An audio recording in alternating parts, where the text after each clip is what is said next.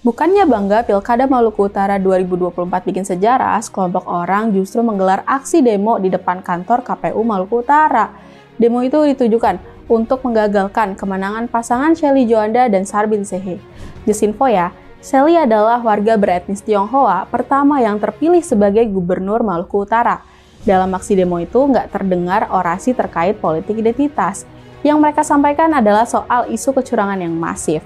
Aksi itu oleh kelompok yang menamai dirinya Aliansi Masyarakat Maluku Utara pada 2 Desember lalu. Mereka menuntut keadilan dan menyebut ada dugaan kecurangan serius di beberapa TPS. Salah satu orator jelasin, ada dugaan orang yang udah meninggal tapi tetap ikut nyoblos. Di salah satu TPS ada 28 suara bermasalah. Menurutnya, kerja keras KPU itu patut diapresiasi. Tapi, kelompok penyelenggara pemungutan suara atau KPPS dituding merusak nilai demokrasi itu.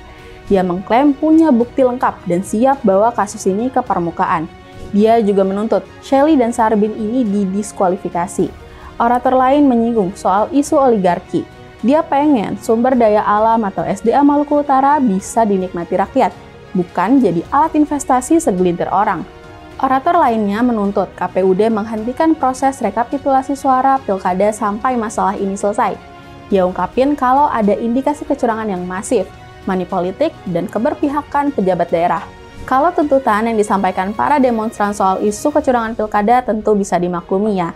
Penyelenggara pemilu tinggal membuktikan tuduhan-tuduhan yang disampaikan. Masalahnya, kemenangan pasangan Shelly Joanda dan Sarbin Sehe juga diserang dengan isu politik identitas. Itu misalnya terlihat dari sejumlah komentar di media sosial. Kehadirannya membawa perpecahan, tulis Malut Entertainment. Ingat, Ternate Tidore adalah tanah para raja dan raja Islam, bukan raja yang lain, komentar netizen. Karena itu, wajar jika aparat keamanan mengeluarkan peringatan keras bagi aksi demo lanjutan. Kabak Ops Polres Ternate AKP Rizal Fauzi menyatakan bakal menindak tegas nih kalau sampai ada provokator yang bikin rusuh. Polisi minta semua pihak hormati mekanisme hukum kalau ada dugaan pelanggaran pilkada. Ketua Umum PBNU Kiai Haji Yahya Khalil Stakuf juga ikut bersuara. Dia berpesan agar warga Maluku Utara tetap jaga harmoni dan persatuan. Jangan sampai perpecahan merusak kedamaian yang udah terbangun lama, katanya. Terpilihnya Shelly Joanda mencetak sejarah bagi demokrasi Indonesia. Dia warga beretnis Tionghoa pertama yang terpilih jadi Gubernur Maluku Utara. Dia juga warga keturunan Tionghoa yang menjadi gubernur setelah Heng Gantung dan Ahok. Mempersoalkan kemenangan Shelly hanya karena identitasnya jelas mencederai semangat kebinakan kita. Politik identitas adalah cara kotor yang dilakukan untuk menyulut konflik memecah belah.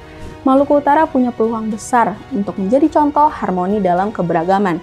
Jika memang ada dugaan kecurangan yang dilakukan pasangan Shelly Sarbin, mari disikapi dengan akal sehat. Bawa semua bukti kecurangan itu ke meja hijau. Biarkan supremasi hukum ya bekerja, bukan mobokrasi.